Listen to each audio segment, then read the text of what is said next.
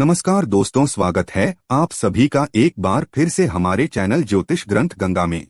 योगिनी एकादशी व्रत 14 जून 2023 बुधवार के दिन रखा जा रहा है। पंचांग के अनुसार यह व्रत प्रत्येक वर्ष आषाढ़ माह के कृष्ण पक्ष की एकादशी तिथि को रखा जाता है। ऐसी मान्यता है कि जो भक्त योगिनी एकादशी पर भगवान विष्णु की पूजा करते हैं उसके सभी पाप नष्ट हो जाते हैं। यह भी कहा जाता है कि योगिनी एकादशी व्रत करने वाले लोगों को मृत्यु के बाद भगवान विष्णु के चरणों में जगह प्राप्त होती है। व्रत और पूजा के अलावा योगिनी एकादशी के दिन कुछ विशेष उपाय करने से जातकों के जीवन में आर्थिक संपन्नता आती है और भगवान विष्णु का आशीर्वाद प्राप्त होता है। चलिए जानते हैं योगिनी एकादशी के दिन किन उपायों से भगवान विष्णु प्रसन्न होते हैं। दोस्तों, पीपल एक ऐसा पौधा है जिसकी पूजा से बहुत ही चमत्कारी और बहुत ही जल्दी लाभ देखने को मिलता है। ऐसा भी देखा गया है कि कोई व्यक्ति बहुत समय से बीमार है, बहुत परेशान है और वो पीपल में जल अर्पित करते हैं तो बहुत ही जल्दी उनको दवाइयों का लाभ होता है और वह स्वस्थ हो जाते हैं। आप रोग से परेशान हैं, शारीरिक रूप से परेशान हैं, मानसिक रूप से आप बहुत अधिक परेशान हैं, तनाव में रहते हैं, चिंता में रहते हैं, कर्ज में डूबे हो, किसी भी प्रकार की आपकी परेशानी हो, यदि आप पीपल की पूजा करते हैं, पीपल में जल देते हैं, दीप दान करते हैं, परिक्रमा करते हैं तो आपके जीवन की समस्त समस्याएं बहुत ही जल्दी दूर होती है। भगवान श्री हरि विष्णु का साक्षात नारायण का ही स्वरूप माना गया है।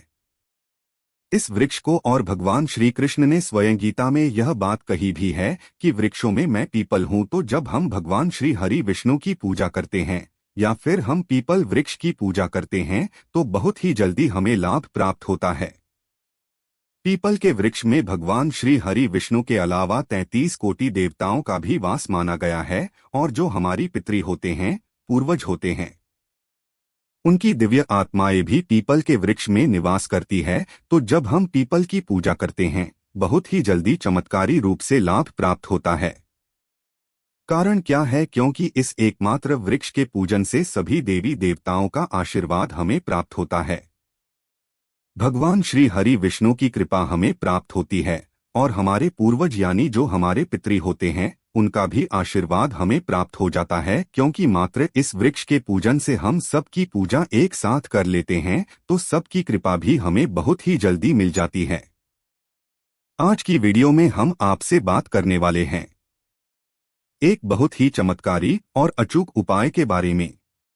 लेकिन दोस्तों, उससे पहले आपसे निवेदन करते हैं कि वीडियो को लाइक जरूर करें, दोस्तों को शेयर कर दीजिएगा और यदि आपने अभी तक चैनल को सब्सक्राइब नहीं किया है तो चैनल को सब्सक्राइब करके घंटी वाले बटन को जरूर दबाएगा। तो दोस्तों, योगिनी एकादशी को सूर्यास्त के बाद यह उपाय करना है और यदि आप योगिनी एकादशी के दिन ये उपाय करते हैं तो मात्र एक योगिनी एकादशी इस उपाय को करने से आपकी समस्त कामना पूर्ण हो जाती है। किसी भी कामना से आप ये उपाय करेंगे आपकी वो कामना जरूर पूर्ण ही होगी। यदि आप धन के लिए बहुत अधिक परेशान हैं, आर्थिक रूप से आप बहुत अधिक परेशान हैं, कर्ज में घिरे हो, व्यापार में आपके लगातार घाटा होता जा रहा है, आपके ऊपर लोन या कर्ज लगातार चढ़ता जा रहा है, नौकरी मिलने में परेशानी आ रही हो, अच्छी नौकरी पाना चाहते हैं, तब भी आप इस उपाय को कर सकते हैं। घर में बहुत अधिक कलह कलेश रहता है, खर्च अधिक हैं और धन का आगमन बहुत कम है, तब भी आप इस उपाय को करें, जल्दी ही लाभ होगा। और कई बार ऐसा होता है कि आपके पास धन तो बहुत आता है लेकिन वो धन बेवजह के खर्चे में निकल जाता है, या तो बीमारियों में, या फिर आप ब्याज भर देते हैं, या लड़ाई झगड़े कोर्ट कचहरी के चक्कर में आपके धन का खर्च हो रहा है, धन का सदुपयोग नहीं कर पाते हैं और जब भी आपको धन की आवश्यकता होती है आपको कर्ज लेना पड़ता है। यदि आप इस परेशानी से परेशान हैं, मतलब धन के किसी भी प्रकार की परेशानी से आप परेशान हो, घर में कलह कलेश से परेशान हो, तो इस उपाय को करें, जल्दी ही आपको लाभ होगा। मां लक्ष्मी की अपार कृपा प्राप्त हो जाती है। इस उपाय को करने से धन संचय भी होगा। धन आगमन भी होगा। व्यापार में भी आपको लाभ होगा और नौकरी की समस्याएं दूर होंगी। बहुत ही अचूक उपाय है, आजमाया हुआ उपाय है। यदि आप विश्वास से करेंगे आपको लाभ बहुत ही जल्दी प्राप्त होगा। बस मन में विश्वास रख करके करें। आपका कोई भी काम हो जरूर बनेगा। करना क्या है? योगिनी एकादशी के दिन शाम के समय सूर्यास्त के बाद आपको करना है। योगिनी एकादशी की शाम को आप किसी भी पुराने पीपल वृक्ष के सामने जाएं। पीपल वृक्ष मतलब कोई पीपल का नया पौधा नहीं होना चाहिए। जैसे कि जितना पूजित होता है उतना अधिक हमें उससे लाभ प्राप्त होता है। जैसे कि पीपल वृक्ष ऐसा चाहिए जिसकी पूजा निरंतर होती हो, जिस पर लोग पूजा करते हैं। ऐसे पीपल के वृक्ष के पास आपको जाना है और शाम के समय जाना है। कुछ सामग्री आपको चाहिए। जब आप पीपल वृक्ष के नीचे जाते हैं तो थोड़ी सी रोली चाहिए और एक छोटा सा लाल कपड़े का टुकड़ा ले सकते हैं। जैसे एक लाल रुमाल भी चलेगा, जो भी आपके पास उपलब्ध हो ले लीजिए। लाल कलावा चाहिए जो हम हाथ में बांधते हैं। मौली जो पूजा के समय हाथ में बांधा जाता है उसे कलावा कहते हैं। वो आपको चाहिए तो थोड़ा सा ज्यादा ले लीजिए। उसका प्रयोग आपको वहां पर करना पड़ेगा। इसके अलावा आपको चाहिए एक आटे का दीपक। आप गाय का घी लेकर जाएं और उससे प्रज्वलित करें, या फिर दिल का दिल होना चाहिए। सरसों के तेल से आज हम प्रज्वलित नहीं करेंगे, क्योंकि हम यह प्रयोग जो कर रहे हैं धनदायक प्रयोग कर रहे हैं। मनोकामना पूर्ण करने के लिए यह प्रयोग किया जा रहा है। आटे का दीपक, जैसा कि आप सभी जानते हैं, मनोकामना पूर्ति के लिए बहुत ही अचूक उपाय होता है। आटे का दीपक यदि आप प्रज्वलित करें किसी भी कामना के लिए तो बहुत ही जल्द कामना पूर्ण हो जाती है। तो हमें यह आटे का दीपक और जो भी सामग्री है यह लेकर शाम के समय जाना है। सूर्यास्त के समय, यानी कि जब सूर्यास्त हो रहा हो उस समय हमें जाना है। सूर्यास्त के बाद से लेकर आपको 8 बजे रात्रि तक पीपल की पूजा कर लेनी है। इसके बाद आपको पीपल की पूजा नहीं करनी चाहिए। पीपल वृक्ष के नीचे कभी भी देर रात में नहीं जाना चाहिए। तो 8 बजे से पहले पहले आपको यह उपाय कर लेना है। इसके लिए आप समय पर पीपल वृक्ष के नीचे पहुंच जाएं। अब करना क्या है? सर्वप्रथम जब आप पीपल के नीचे जाएंगे तो आप पीपल देवता को, पीपल वृक्ष को प्रणाम कीजिए। उसके बाद सभी देवी देवताओं को प्रणाम कीजिए। भगवान श्री हरि विष्णु को प्रणाम कीजिए, नमस्कार कीजिए। सभी जो हमारी पितृ पूर्वज होते हैं उन सबको हृदय से नमस्कार कीजिए। और इसके साथ ही आपको हनुमान जी को नमस्कार करना है, शनिदेव को नमस्कार करना है। योगिनी एकादशी का दिन है तो श्री हरि विष्णु को जरूर नमस्कार करें और इसके साथ ही हनुमान जी की भी आपको आराधना करनी है। आटे का दीपक जो आप लेकर गए हैं पीपल वृक्ष के नीचे, मतलब पीपल की जड़ के पास चला दीजिए। उसके बाद आप एक बार हनुमान चालीसा का पाठ कर लीजिए। हनुमान जी का ध्यान करके मन में हनुमान जी को स्मरण करते हुए एक बार हनुमान चालीसा का पाठ कीजिए। और जब आपका पाठ पूरा हो जाता है तब आपको पीपल का जो वृक्ष है उसमें एक पत्ता देखना है। एक बड़ा पत्ता लगा हुआ ही पत्ता होना चाहिए। पीपल का पत्ता को तोड़ना नहीं है, वृक्ष में ही लगा रहे वो पत्ता। और उसी पत्ता में आप जो रोली लेकर गए हैं आप इसे थोड़ा सा जल लेकर आप उसे गिला कर लीजिए। और उसके बाद आपकी मनोकामना उस पीपल पत्ते पर अपनी अनामिका उंगली से लिखनी है। रोली में थोड़ा सा जल मिलाकर उसके बाद अपनी अनामिका उंगली से आपकी जो भी मनोकामना है, जो भी आपकी इच्छा है, जो भी परेशानी है आपकी, आप उस पर लिख दीजिए। जैसे आपको व्यापार में वृद्धि चाहिए या व्यापार में लाभ चाहिए तो यह लिख सकते हैं। नौकरी की परेशानी है तो आप नौकरी लिख दीजिए। और यदि आपको धन की परेशानी है, कर्ज की परेशानी है, जिस भी परेशानी से आप मुक्ति पाना चाहते हैं उस परेशानी को आपको उस पत्ते पर लिखना है। इसलिए थोड़ा सा बड़ा पत्ता हो, इस तरह से आपको पत्ता चुनना है, पत्ता तोड़ना नहीं है। ये आपको ध्यान रखना है। जब आप अपनी मनोकामना लिख देते हैं उसके बाद उसी पत्ते वाली डाली के आपको 7 बार जो आप कलावा लेकर गए हैं वो बांध देना है। कलावा को 7 बार बांध दीजिए और बहुत ढीला बांधी ताकि पत्ता टूटे ना। बहुत आराम से उसको बांध दीजिए। उसके बाद जो बचा हुआ कलावा है उसे आप अपने दाहिने हाथ में बांध लीजिए। 7 बार लपेट लीजिए। यदि थोड़ा सा ही कलावा हो तो उतना भी बांध सकते हैं, लेकिन यदि आपके पास अधिक कलावा बचा हुआ है तब 7 बार अपने हाथ में भी घुमाकर बांध लीजिए। उसके बाद आपको पीपल वृक्ष की छाया में ही बैठकर एक मंत्र का जाप करना है।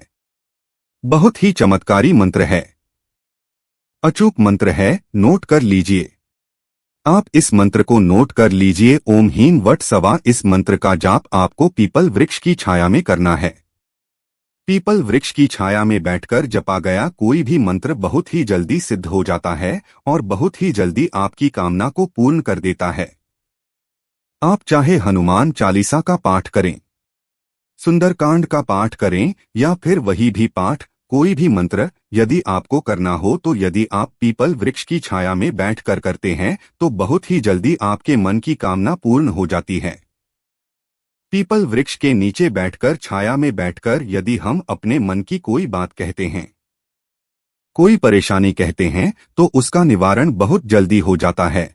इसलिए आपको जो जप करना है वो पीपल वृक्ष की छाया में ही करना है।